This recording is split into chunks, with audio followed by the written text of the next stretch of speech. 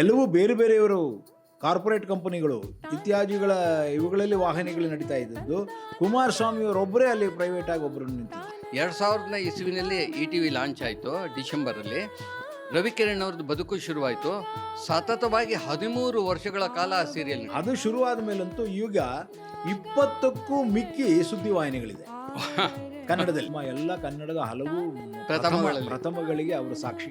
ಖಂಡಿತ ಅವರಿಂದಾಗಿ ಸಾಕಷ್ಟು ಟೆಲಿವಿಷನ್ ಕ್ರಾಂತಿ ಆಯ್ತು ಅನ್ನೋದ್ರ ಬಗ್ಗೆ ಎರಡನೇ ಮಾತು. ನಾಗಾಭರಣ ಆವರಣ, ನಾಗಾಭರಣ ಆವರಣ.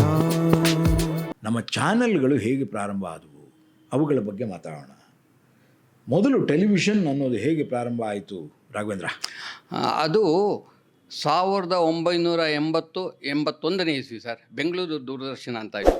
ಅದ್ರ ಬಗ್ಗೆ ನಾನು ಹೇಳೋದೇನಿಲ್ಲ. ನಿನ್ನೆ ಹಿಂದಿನ ಸಂಚಿಕೆಗಳಲ್ಲಿ ರಾಸು ವೆಂಕಟೇಶು ಆಮೇಲೆ ತಾವು ಸುದೀರ್ಘವಾಗಿ ಅದರ ಬಗ್ಗೆ ವಿಶ್ಲೇಷಣೆಯನ್ನು ಮಾಡಿದ್ದೀರಾ, ಅದರ ವಿಸ್ತರಣೆ ಬಗ್ಗೆನೂ ಹೇಳ್ಕೊಂಡೋಗಿದ್ದೀರಾ. ಯಾಕೆಂದ್ರೆ ಆವಾಗ ಬರೀ ಇದ್ದದ್ದೇ ದೂರದರ್ಶನ ಒಂದೇ. ಹೌದು. ಹಾಗಾಗಿ 81-82ರಲ್ಲಿ ಏಷ್ಯನ್ ಗೇಮ್ಸ್ಗೆ ಬಂದಂಥದ್ದು. ಆಮೇಲೆ ಏನೇನೋ ಫಾರ್ಮ್ಗಳು ಆಯಾಮಗಳನ್ನ ತಗೊಂಡು ಕೊನೆಗೆ ಒಂದು 24 hours ಚಾನೆಲ್ ಆಗಿ ಬಂದು ನಿಂತ್ಕೋತದು. ಬೆಂಗಳೂರು ದೂರದರ್ಶನ ಇದ್ದಿದ್ದು DD9 ಅಂತ ಆಯಿತು, ಚಂದನ ಆಯಿತು, 24 ಗಂಟೆನೂ ಆಗೋಯ್ತು, ಕಾರ್ಯಕ್ರಮಗಳು ಪ್ರಸಾರ ಶುರುವಾಯಿತು. ಪ್ರಾಯೋಜಿತ ಕಾರ್ಯಕ್ರಮಗಳ ಜೊತೆಯಲ್ಲಿ ಬೆಳೀತಾ ಇದ್ದಂಥ ಕನ್ನಡಕ್ಕೆ ಒಂದಷ್ಟು ಬೇರೆ ಬೇರೆ ಚಾನೆಲ್ಗಳು ವಾಹಿನಿಗಳು ಬೇಕಾಗಿತ್ತು. ಯಾಕೆಂದರೆ ದೂರದರ್ಶನ ಒಂದ್ರ ಮೇಲೆ ನಾವು ಡಿಪೆಂಡ್ ಆಗಿದ್ರೆ ಸರ್ಕಾರದ ಕಂಟ್ರೋಲಲ್ಲಿ ಅದು ಇದ್ದಿದ್ದರಿಂದ ನಮಗೆ ಸಾಕಷ್ಟು ಜನಕ್ಕೆ ಕೆಲಸ ಸಿಗ್ತಾ ಇರಲಿಲ್ಲ. ಇಲ್ಲ ಹೌದು. ಒಂಥರ ಫೇವರಿಟಿಸಮ್ ಇತ್ತು, ಒಂಥರ ಕರಪ್ಷನ್ ಇತ್ತು, ಇವೆಲ್ಲವರ ಜೊತೆಯಲ್ಲಿ ಅದು ನಡೀತಾ ಇತ್ತು. ಸೊ ಅವುಗಳನ್ನು ದಾಟಿ ನಾವು ಬರಬೇಕಾದ್ರೆ ಓದಾಟ ಆಗ್ತಾ ಇತ್ತು. ಆ ಸಮಯದಲ್ಲಿ ಬಂದಂಥದ್ದು ಸನ್ ನೆಟ್ವರ್ಕ್ನ ಉದಯ. ಅದು ಯಾವಾಗ? 1994ನೇ ಇಸ್ವಿ ಜೂನ್ ತಿಂಗಳಲ್ಲಿ. ಆಮೇಲೆ ಪ್ರತಿ ವರ್ಷ ಒಂದೊಂದು ಚಾನಲ್ ಮಾಡ್ಕೊಂಡು ಹೋಗ್ಬಿಟ್ರು ಅವರು. ಉದಯ ಮ್ಯೂಸಿಕ್ ಅಂತ ಮಾಡಿದ್ರು, ಉದಯ ನ್ಯೂಸ್ ಅಂತ ಮಾಡಿದ್ರು, ಹೀಗೆ ಏನೇನೋ ಮಾಡ್ಕೊಂಡು ಹೋಗ್ಬಿಟ್ರು ಅವರು. ಸ್ವಲ್ಪ ದಿವಸ ಆದ್ಮೇಲೆ ಉದಯ ನ್ಯೂಸ್ ಕೂಡ ಬಂತು. ಹೌದು.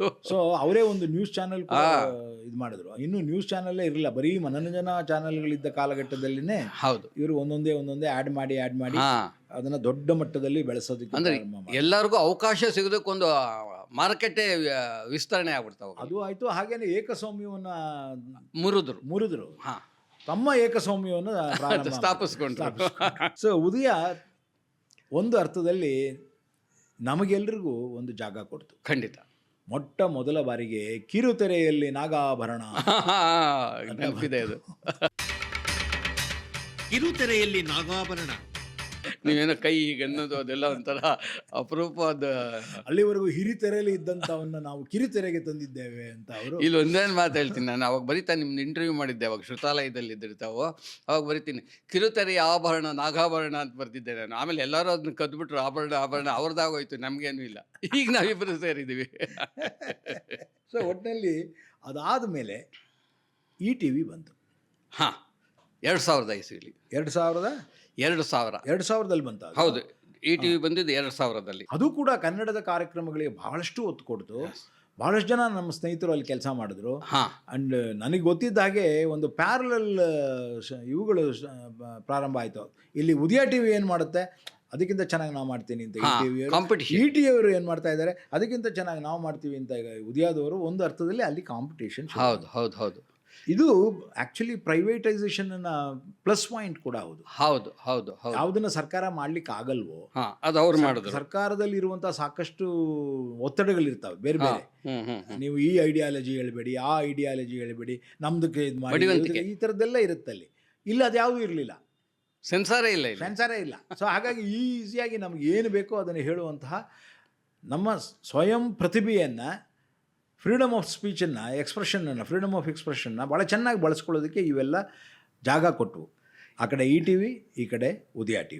ಸರ್, ಇಲ್ಲೊಂದು ವಿಷಯನ ನಾನು ಹೇಳಲೇಬೇಕಾಗುತ್ತೆ. 2000ನೇ ಇಸ್ವಿನಲ್ಲಿ ETV ಪ್ರಾರಂಭವಾದಾಗ ನಮ್ಮ ರವಿಕಿರಣ್, ನಿಮಗೂ ಆತ್ಮೀಯರೇ, ಅವರು RK ಪ್ರೊಡಕ್ಷನ್ನಿಂದ ಒಂದು ಬದುಕು ಅಂತ ಒಂದು ಸೀರಿಯಲ್ ಸ್ಟಾರ್ಟ್ ಮಾಡ್ತಾರೆ. ಎಲ್ಲಿ ಅದು? ಉದಯದಲ್ಲ ETV? ಅದು ETVನಲ್ಲಿ. ಸರ್, ಅದು ಯಾಕೆ ಹೇಳ್ತಾ ಇದ್ದೀನಿ ಅಂದರೆ 2000ನೇ ಇಸ್ವಿನಲ್ಲಿ ETV ಲಾಂಚ್ ಆಯಿತು ಡಿಸೆಂಬರಲ್ಲಿ. ರವಿಕಿರಣ್ ಅವ್ರದ್ದು ಬದುಕು ಶುರುವಾಯಿತು. ಸತತವಾಗಿ 13 ವರ್ಷಗಳ ಕಾಲ ಆ ಸೀರಿಯಲ್ ನಡೆಯಿತು. ನಭೂತೋ ನ ಭವಿಷ್ಯತಿ. ಕನ್ನಡದಲ್ಲಿ ಇನ್ಯಾರು ಮಾಡೋಕ್ಕಾಗಲ್ಲ, ಕೊಡೋದು ಇಲ್ಲ, ಈಗಿರೋದಂತೂ ಕೊಡೋದು ಇಲ್ಲ ಅವರು. ಅಲ್ಲ, ಬರೀ ಕನ್ನಡದಲ್ಲಿ ಅಷ್ಟೇ ಅಲ್ಲ ಸ್ವಾಮಿ, ಎಲ್ಲೂ ಮಾಡೋಕ್ಕಾಗೋದಿಲ್ಲ. ಇಡೀ ಭಾರತದ ಬೇರೆ ಯಾವ ಚಾನೆಲ್ನಲ್ಲಿ ಈ 13 ವರ್ಷಗಳ ದಾಖಲೆ ಮುರಿದಿದ್ದಾರೆ ಅನ್ನೋದನ್ನ ದಯವಿಟ್ಟು ಹೇಳಕ್ಕೆ ಹೇಳಿ. ಅದ್ಭುತ. ಆವಾಗ ಗೊತ್ತಾಗುತ್ತೆ ಕನ್ನಡದ ನಿಜವಾದ ಶಕ್ತಿ ಏನು ಅಂತೇಳಿ, ಕನ್ನಡಿಗರ ನಿಜವಾದ ಶಕ್ತಿ. ರವಿಕಿರಣ್ಗೆ ನಿಜವಾಗ್ಲೂ ಥ್ಯಾಂಕ್ಸ್ ಹೇಳ್ಬೇಕು. ಖಂಡಿತ ಸರ್. ಅಲ್ವಾ? ಆಮೇಲೆ 2013ರಲ್ಲಿ ಅದನ್ನ ಕಲರ್ಸ್ ಕನ್ನಡ ಅಂತ ಮಾಡಿದ್ರು. ಅದರಲ್ಲೂ ಬದುಕು ಮುಂದುವರಿತು. ಹೊಸ ಬದುಕು ಅಂತ ಮಾಡಿದ್ರು.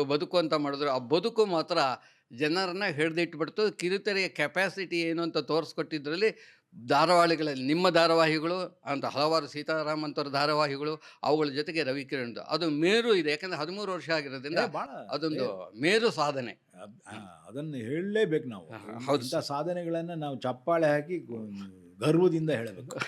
ಸೊ ಅಂತ ಒಂದು ಇದನ್ನ ETV ನಮಗೆ ಮಾಡಿಕೊಡ್ತು ಅಲ್ಲಿ, ಅದು ಬಂದ ಮೇಲೆ. ಹಾಗೆ ಈ ಕಡೆ ಇಲ್ಲಿ ಉದಯದಲ್ಲಿ ಸಾಕಷ್ಟು ಜನ ನಮ್ಮ ನಿರ್ದೇಶಕರು ಕೆಲಸ ಮಾಡ್ತಾ ಇದ್ವಿ, ತುಂಬಾ ಜನ. ಹಾಗಾಗಿ ನಿರಂತರವಾಗಿ ಇಲ್ಲೂ ಕೂಡ ಸಾಕಷ್ಟು ಒಳ್ಳೊಳ್ಳೆ ಸೀರಿಯಲ್ಗಳು ಬಂತು. ಇದಲ್ದೇನೆ ETV ಅಲ್ದೇನೆ ಅವರು ಕೂಡ ETV ನ್ಯೂಸ್ ಎಲ್ಲ ಪ್ರಾರಂಭ ಮಾಡಿದ್ರು. ಹೌದು ಹೌದು. ಒಟ್ಟಿನಲ್ಲಿ ಕಾಂಪಿಟೇಷನ್ ಅಲ್ಲಿ ಇಬ್ರು ಒಂದಲ್ಲ ಒಂದು ರೀತಿ ಕನ್ನಡಕ್ಕೆ ಕೆಲಸ ಕೊಡ್ತಾ ಬಂದ್ರು, ಕನ್ನಡಿಗರಿಗೆ ಕೆಲಸ ಕೊಡ್ತಾ ಬಂದ್ರು, ಕನ್ನಡಕ್ಕೆ ಶಕ್ತಿ ತುಂಬಿದ್ರು. ತುಂಬಿದ್ರು. ಅದ ನಂತರ ಯಾವ್ದು ಬಂತು? ಕಾವೇರಿ, ಏಷ್ಯಾನೆಟ್ ಕಾವೇರಿ ಅಂತ ಬಂತು. ಅದನ್ನ ಶ್ಯಾಮ್ ಸುಂದರ್ ಗುರುದತ್ ಅವರು ನೋಡ್ಕೊಳ್ತಿದ್ದು. ಅವರಿಬ್ಬರದ್ದು ಜವಾಬ್ದಾರಿ ಆಗಿತ್ತು. ಮೈನಾವತಿ ಅವ್ರ ಮಕ್ಕಳು, ಅವರು ಹಿರಿಯ ಕಲಾವಿದ. ನಮ್ಮ ಎಲ್ಲ ಕನ್ನಡದ ಹಲವು ಪ್ರಥಮಗಳಿಗೆ ಅವರು ಸಾಕ್ಷಿ.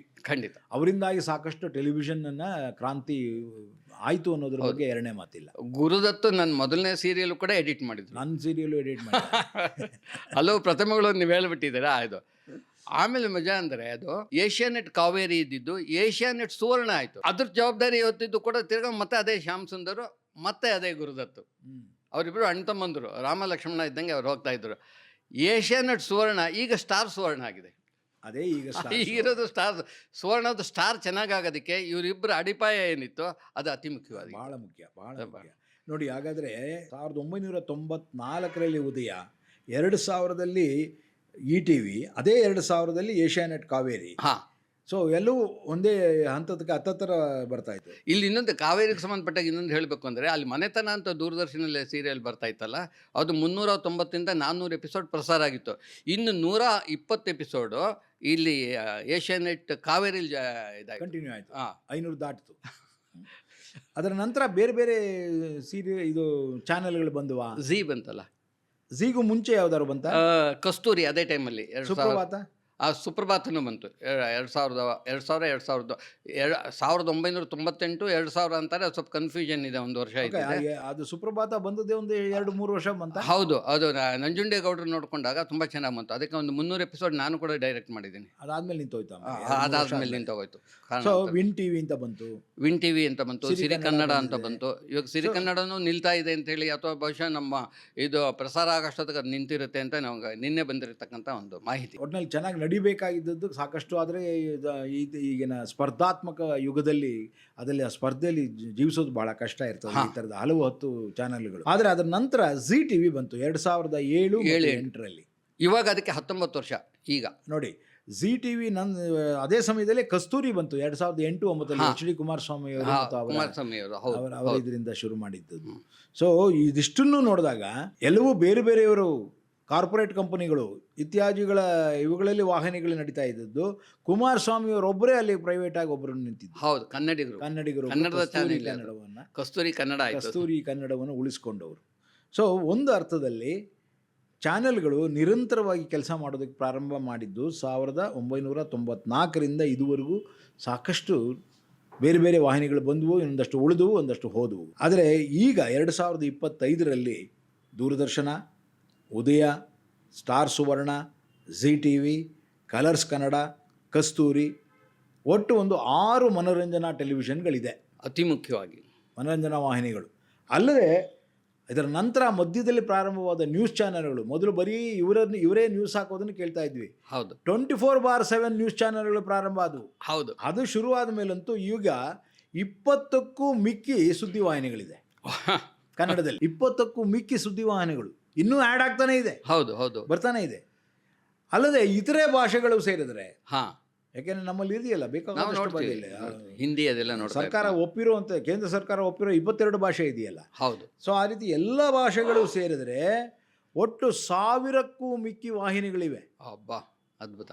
ಎಂಥ ಒಂದು ಬೃಹತ್ ಬ್ರಹ್ಮಾಂಡವಾದಂಥ ಬೆಳವಣಿಗೆ. ಅದನ್ನು ಯೋಚನೆ ಮಾಡಿ ಎಷ್ಟರ ಮಟ್ಟಿಗೆ ನಾವು ಆ ಬೆಳವಣಿಗೆನ ಯೋಚನೆ ಮಾಡ್ತೀವಿ ಅಂದರೆ, ಕೇವಲ ಒಂದು ಬರೋದಕ್ಕೆ ನೀವು ಹೋರಾಟ ಮಾಡಿದ್ರಿ. ಕನ್ನಡಿಗರೆಲ್ಲರೂ ಸೇರಿ ಲಗ್ಗೆ ಹಾಕಿ ಕಾರ್ಯಕ್ರಮದ ಅವಧಿ ಜಾಸ್ತಿ ಮಾಡಿ. ಕನ್ನಡದ ಕಾರ್ಯಕ್ರಮದ ಅವಧಿ ಜಾಸ್ತಿ ಮಾಡಿ ಅಂತ ಅರ್ಧ ಗಂಟೆಯಿಂದ 4 ಗಂಟೆಗೆ ಲಗ್ಗೆ ಹಾಕಿದ್ರಿ ನೀವು. ಅರೆಸ್ಟ್ ಆಗಿ ಬೆಂಡೆತ್ತಿದ್ರು ನಿಮ್ಮನ್ನು, ಹೌದು ಅಲ್ವಾ? ಹೌದು. ಅಲ್ಲಿಂದ ಪ್ರಾರಂಭವಾದದ್ದು. ಇವತ್ತು 1000ಕ್ಕೂ ಮಿಕ್ಕಿ ವಾಹಿನಿಗಳಿಗೆ ಆ ಬ್ರಹ್ಮ ರಾಕ್ಷಸನಿಗೆ ಒಂದು ಊಟ ಆಗ್ತಾ ಇದ್ದಾರೆ ಪ್ರತಿಯೊಬ್ಬರು. ನಿಮಗೂ ಗೊತ್ತಿತ್ತು, ಒಂದು ಮೂಲದ ಪ್ರಕಾರ ಸಿನಿಮಾ ವ್ಯವಹಾರ ಅಥವಾ ವಹಿವಾಟಿಗಿಂತ ಕಿರುತೆರೆ ವ್ಯವಹಾರ ಮತ್ತು ವಹಿವಾಟು ಬೃಹದಾಕಾರವಾಗಿ ಬೆಳೆದಿದೆ ಅಲ್ವಾ? ಮೇರು ಪರ್ವತ. ಈಗ ಅದನ್ನು ಮೀರಿ ಇನ್ನೊಂದು ಶುರುವಾಗಿದೆ, ಸೋಷಿಯಲ್ ಮೀಡಿಯಾಗಳು. ಲಕ್ಷಗಟ್ಟಲೆ ಸೋಷಿಯಲ್ ಮೀಡಿಯಾಗಳು ನಮ್ಮದು ಸೇರಿ ಲಕ್ಷದಲ್ಲಿ ನಾವು ಒಬ್ರು ಇದ್ದೀವಿ. ಹೌದು. ಸೊ ಅಂತಹ ಲಕ್ಷಗಟ್ಟಲೆ ಯೂಟ್ಯೂಬರ್ಗಳು ಇವರು ಎಲ್ಲರೂ, ಫೇಸ್ಬುಕ್ಕು, ಇನ್ಸ್ಟಾ ಇತ್ಯಾದಿಗಳೆಲ್ಲ ನೀವು ಗಮನ ಇಟ್ಟರೆ ಒಂದು ಅರ್ಥದಲ್ಲಿ ಎಂತಹ ಒಂದು ಘಟಸ್ಫೋಟ, ಆಸ್ಫೋಟ, ದೃಶ್ಯ ಮಾಧ್ಯಮದ ಆಸ್ಫೋಟ ಏನಿದೆ ಅದು ಬೃಹದಾಕಾರವಾಗಿ ಬ್ರಹ್ಮಾಂಡವಾಗಿ ಬೆಳೆದು ಬಿಟ್ಟಿದೆ. ಇವತ್ತು ಎಲ್ಲರೂ ನಡೀತಾ ಇಲ್ಲ, ಓಡ್ತಾ ಇದ್ದಾರೆ. ಆ ನಿರಂತರವಾಗಿ ಓಡ್ತಾ ಇರುವ ಈ ಕ್ರಿಯೆಗೆ ಈ ಎಲ್ಲ ವಾಹಿನಿಗಳು ಕಾಂಟ್ರಿಬ್ಯೂಟ್ ಮಾಡ್ತಾ ಇವೆ. ಒಂದು ಅರ್ಥದಲ್ಲಿ ಅದರ ಜೊತೆಯಲ್ಲಿ ನಮ್ಮದು ರ್ಯಾಟ್ ರೇಸ್ನಲ್ಲಿ ನಾವು ಇದ್ದೇವೆ. ಆಮೆ ಕೂಡ ಗೆದ್ದಿರೋ ಕತೆ ಇದೆಯಲ್ಲ ಮೊಲದ ಜೊತೆಗೆ.